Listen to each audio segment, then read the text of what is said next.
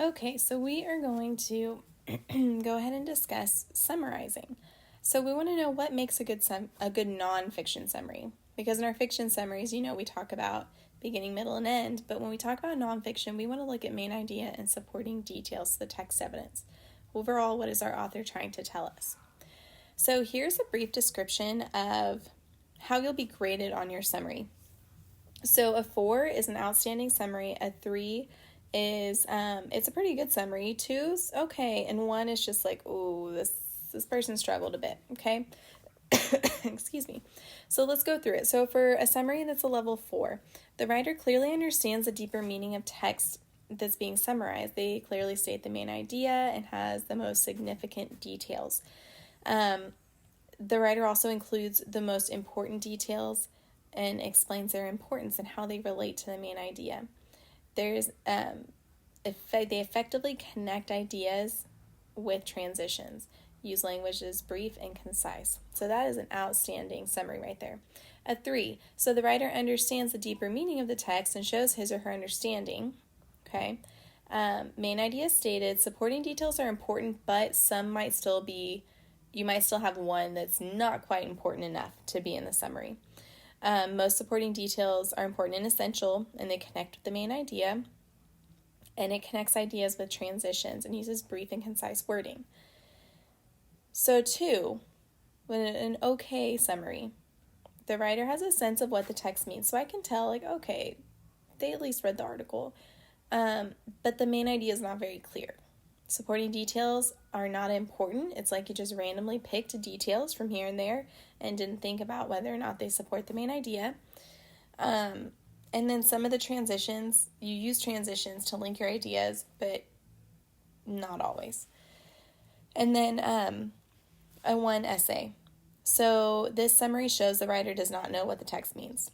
You did not read the text. You just looked at the title and the subheadings and tried to make a summary out of that. You didn't use main idea, didn't use supporting details. Your details don't even connect to your main idea. And the words, you're not very brief or concise. You get super wordy. So you want to be clear and concise and make sure that you have extremely strong supporting details that support an extremely strong main idea. Okay? Now, let's look at this passage as an example. I can hang out with friends, right?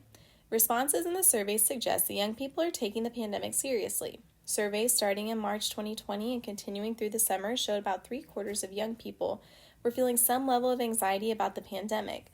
Many reported following guidelines such as distancing, wearing masks, and staying at home.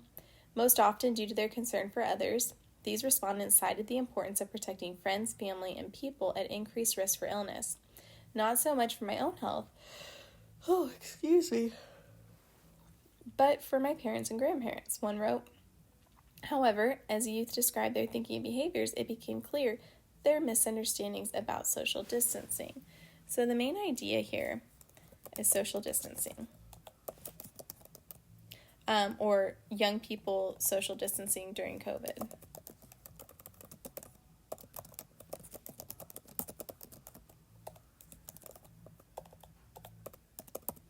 Okay, so then we need 3 supporting details. We have a survey. So you have options. I'm not going to, yes, we went through and did main idea together just now. I just showed you that. But I want you to pick out, what do you think is most important? What do you think backs up this, we'll discuss it. What do you think backs up this main idea the most? So we have 3/4, here's a good one, 3/4 of young people were feeling some level of anxiety about the pandemic.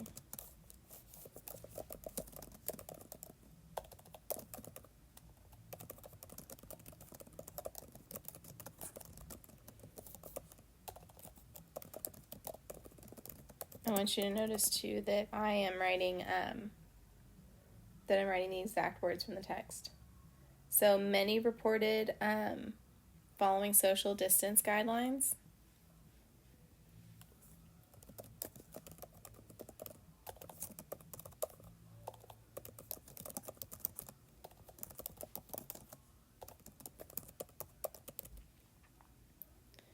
And then, last but not least, we could say respondents cited the importance of protecting friends. Respondents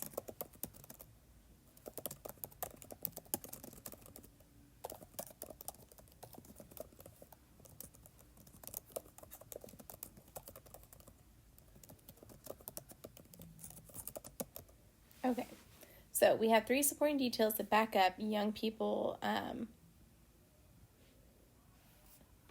agree with social distancing,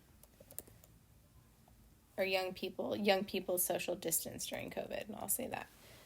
Okay, so there's our main idea and supporting details practice. So what you're going to do is you are going to read this article again, and again I will go ahead and I'll embed the video or put a link of the video of me reading the article in case you need that, with the main ideas. And then you are going to create a summary.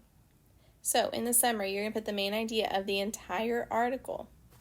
Then you're going to have 3 supporting details, and down here you're going to write your summary in sentence form. The article, Teens Want COVID-19 Advice That Gives Them Safe Ways to Socialize, is about, and then you fill in the blank. Okay? And by that I mean you're going to say it's about, main idea, and you're going to say this is because, and you're going to explain your 3 supporting details, okay?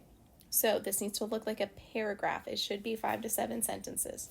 Don't forget to use transition words to kind of make your writing go smoothly.